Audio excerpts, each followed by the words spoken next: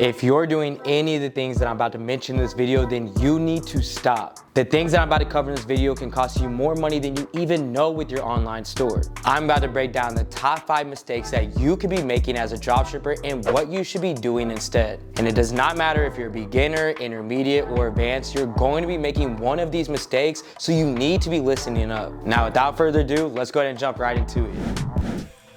Now, before we head into those mistakes, each week I have the chance to give out a free one-on-one consulting call to cover anything that you may be needing and answering any of your questions along the way. If you want the opportunity of winning this week, all you have to do is make sure to smash that like button down below, and in the comment section down below, comment the word dropship with your biggest takeaway from this video. Alright, so the first and one of the biggest mistakes I see so many people struggle with is they try to constantly reinvent the wheel. What I mean by that is you're trying to make something work that may have never worked before, so you're ultimately just taking a shot in the dark. And at that moment, you're just hoping that some random product that you found and you think is cool or useful is going to sell for you just because you're running ads. One of the most important things to understand when it comes to dropshipping is that it ultimately is a series of trends. And a lot of the time, you're going to see that the same type of product works at the same time year after year. This means what you should be selling right now has already made its impact in the market last year and the year before that, and you need to know how to gather the data and understand how to use it to your advantage. So for example, if we head over here to Google Trends and check out the key term stuffed animal,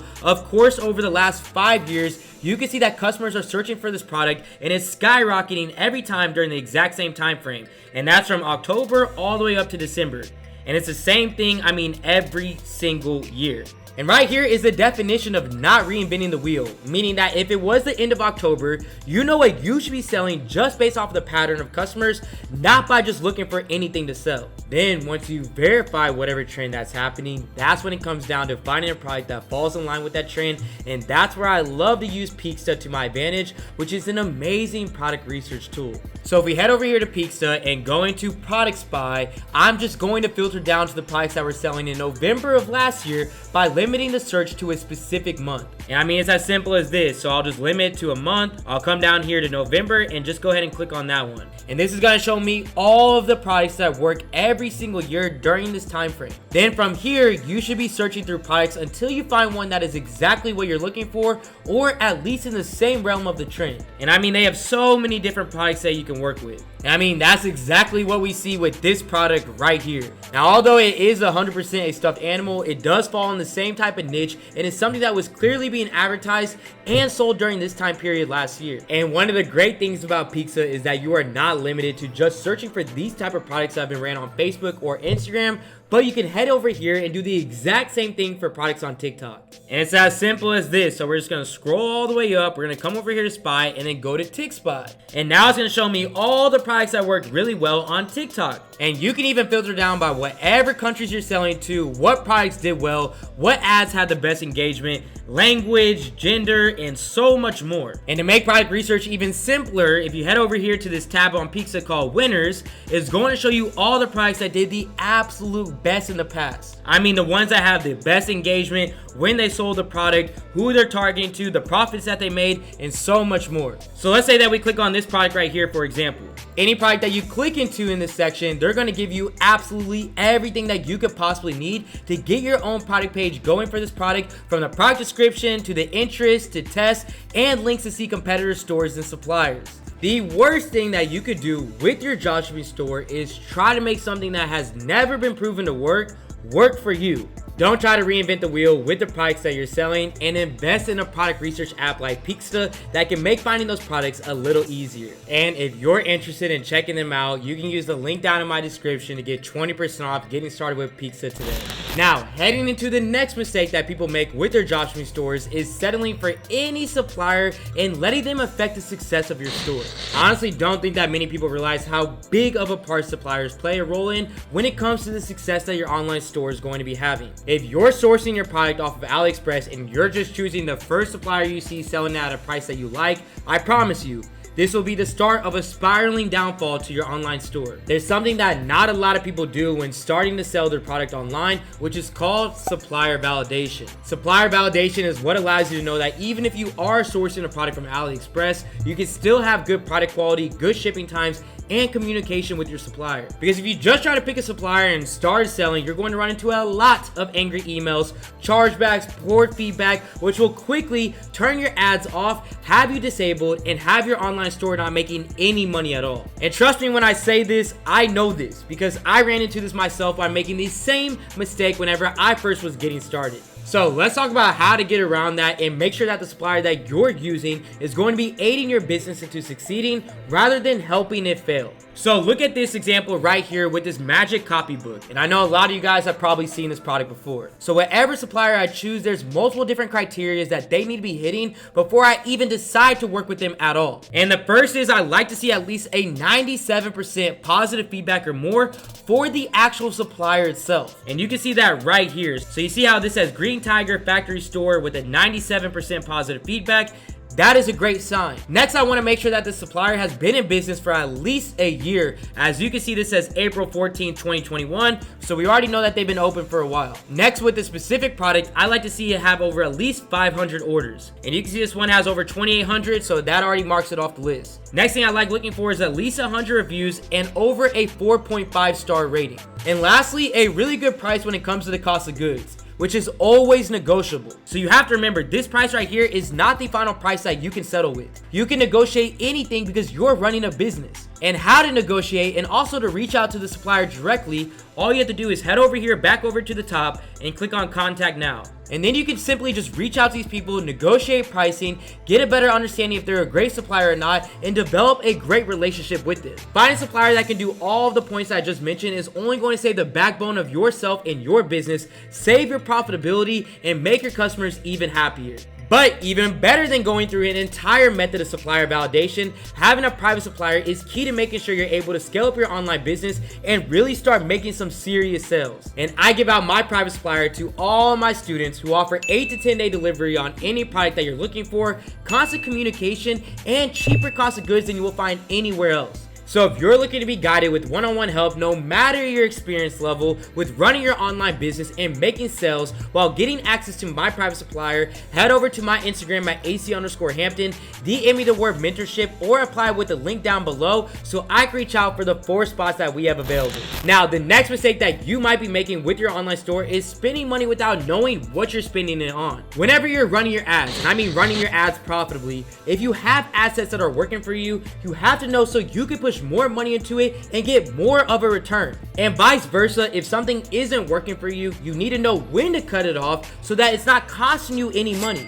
Understanding the data that's being presented to you within advertising is going to be the key to success that you're going to have with your online business, because in order to make more profit, you have to know where to push more money. And I personally like to use this KPI calculator that tells you where you should be cutting and where you should be pushing more. So for example, this product right here, I was selling it for $70. You can see that my cost per purchase break even was $42.80. So this is telling me whatever ads are going to be spending over $42.80 and did not get a purchase, I mean, even if it spent 1 cent over, I'm immediately going to cut it. So you can see I was scaling this asset called quality of life. And you can see the assets in here that were profitable. But if it was not profitable and it spent over that $42.80, just like these 2 assets right here, I was going to cut it immediately. I do not play with my money. You should not play with yours either. And we're only focusing on things that are going to make us profit. By understanding these metrics and having a tool that can literally show you what's right from wrong and where you have some to spend and where you need to cut will help you take your store to another level. If you're spending money with no idea as to why,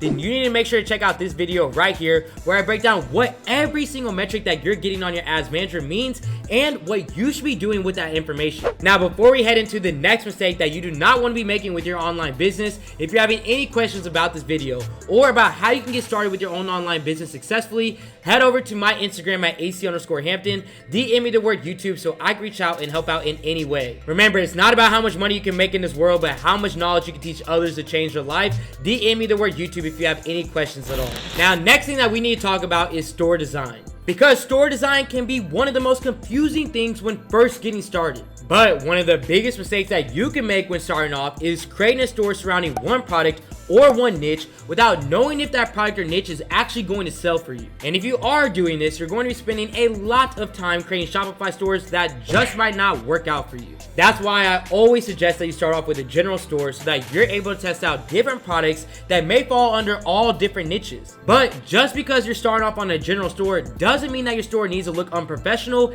and all over the place. That same exact effort that you would be putting into a one product or niche store to make it all come together and make people feel comfortable with buying from you should be the same effort that you put into your general store. So for example, this is one of my old general stores right here. And although you can see I was selling different products that don't necessarily fall under the same niche, the store is put together, looks clean, and looks professional, as opposed to a store like this. That is clearly a general store based off of the different products that they're selling, but just looks like a scam from the moment that you hop on. I mean, the colors are all over the place. There's emojis everywhere. There's just a bulk of text right here with no pictures or gifs in between, which just shows you the lack of effort put in and likely the reflection of what their conversion rate is on their store. I mean, as we keep scrolling, there is literally no reviews at all on this page. And when you scroll to these products right here, you can see that they're trying to upsell something for adults after just trying to sell a children's product, which literally makes no sense. You want to start off with a general store so that you have the option to test out different products and niches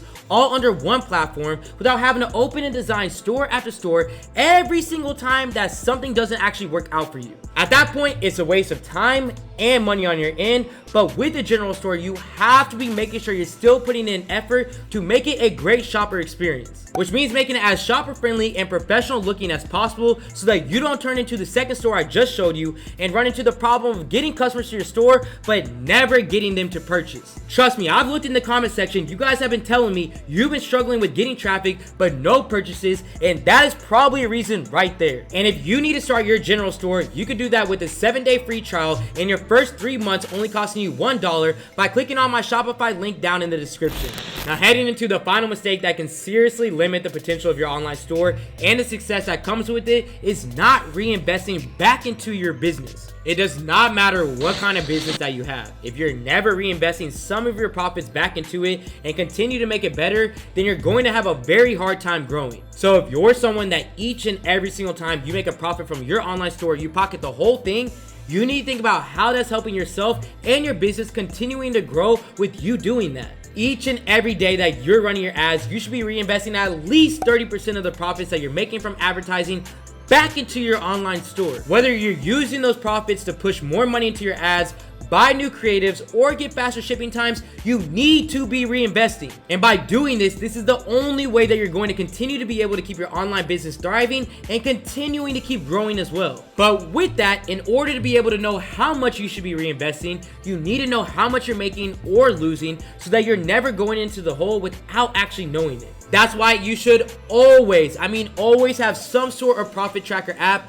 downloaded to your online store. Or you can even use Excel to track the profit and the spend, which will lead to more responsible and tactical spending on your end. You never want to just end up being the person who thought they were making money because you were seeing some sales, but when you take into account what you actually spent on fulfilling your orders and with advertising, you find out that you actually lost money on your product. Having a profit tracker or some sort of system that can track your profit and loss can help with that and allowing you to know exactly what you should be reinvesting back into your store for maximum return. And the things that we just covered are just some of the worst mistakes that you could be making when starting your dropshipping journey. I hope that if you find that you're doing some of the things that we just covered, you now understand them and you know what you can be doing instead. And if you're just getting started, these tips can help you avoid some uphill battles in the future. Remember, we're still in the midst of the most profitable time of the year, which means that it's not too late to turn your store around with these tips in mind, and it's the perfect time to get started. Use what we just went over to your advantage and take over with your dropshipping store for the remainder of the year. And before I leave you all to it, do not think that I forgot to announce the free one-on-one consulting call from last week's video for the lucky person who took action and did all the requirements that I mentioned at the beginning of the video. And the winner of the free one-on-one consulting call is